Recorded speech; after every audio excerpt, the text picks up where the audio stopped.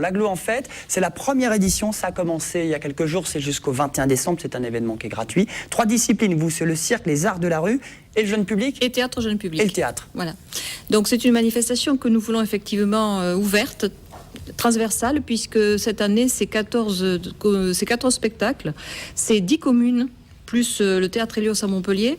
Et c'est 7 compagnies différentes, qui soient locales, régionales, nationales, voire internationales, pour justement diffuser au sein de ce territoire d'agglomération l'ensemble de ces disciplines de spectacles vivants.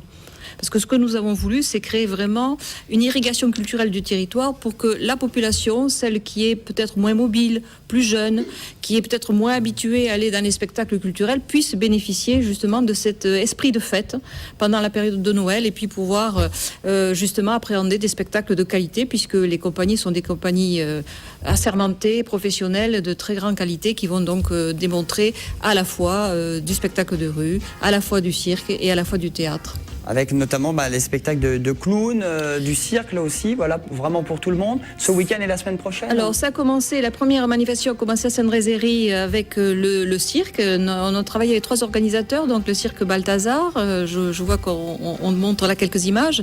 On a travaillé également avec la production Cervantes pour les arts de la rue et avec la Grande Ourse, le théâtre de Villeneuve, Maguelone, parce que nous avons pensé que c'était les organisateurs susceptibles de pouvoir justement amener en partenariat, et c'est très important, avec les associations locales, avec la population, avec les jeunes et les adultes, un travail en amont de ces spectacles, de manière à ce que ça puisse perdurer pendant au moins une semaine dans chaque commune. À Saint-Jean-de-Védas notamment, la semaine prochaine, au Chai du Terral, ce sera le 10 décembre à 20h, il y aura du cirque. Clown en liberté, samedi 10 décembre, Théâtre Hélios. Oui, c'est ça, c'est le même d'ailleurs que nous allons prévoir sur Théâtre Hélios, parce que nous avons voulu que ce théâtre soit un peu animé. C'est Odysséum, hein. C'est à Odysséum, et avant qu'on finalise l'installation de toutes les grandes statues des grands hommes, nous voulons l'occuper, et s'il fait un peu froid, nous mettrons des couvertures pour que les enfants sur place puissent bénéficier de ce spectacle. Avec une petite soupe. Avec une petite soupe chaude, pas froide. Chaude. Alors les communes, si vous voulez qu'on les cite, c'est Sainte-Rézérie, La Vérune et Montferrier pour le cirque.